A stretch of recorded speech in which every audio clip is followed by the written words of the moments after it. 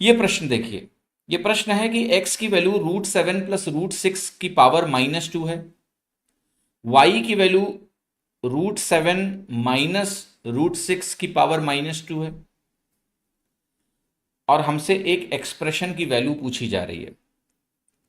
मैं आपको इसके पहले का जो कॉन्सेप्ट है वो समझाता हूं।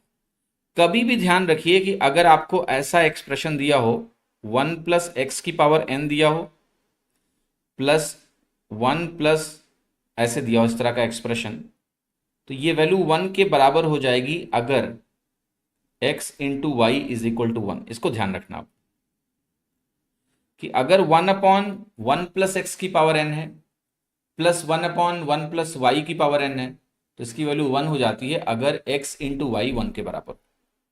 अब सबसे पहले मुझे एक बात बताओ, इस दिए गए प्रश्न में जो ये सवाल है, सबसे पहले आप ये बताओ कि यार जो पूछा जा रहा है हमसे वो क्या पूछा जा रहा है। आप कहोगे ये पूछा जा रहा है 1/1 plus x cube plus 1/1 plus y cube पूछ रहे हैं ना, क्या n की वैल्यू 3 है? यस। अब मुझे बस क्या चेक करना है, x इंटू वाई की वैल्यू क्या 1 है? अगर 1 होगा तो मैं कहूंगा आंसर 1 है।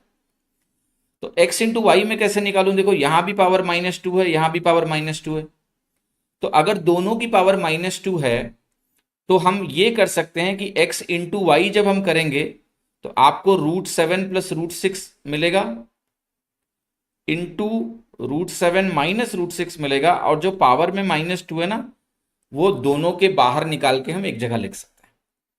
अब अंदर आप कहोगे a plus b into a minus b का फॉर्मेट बनता हुआ मुझे दिख रहा है, क्या ये a square minus b square के बराबर होगा? क्या ये 7 माइनस 6 के बराबर होगा 1? और 1 की पावर -2 1 ही होगा।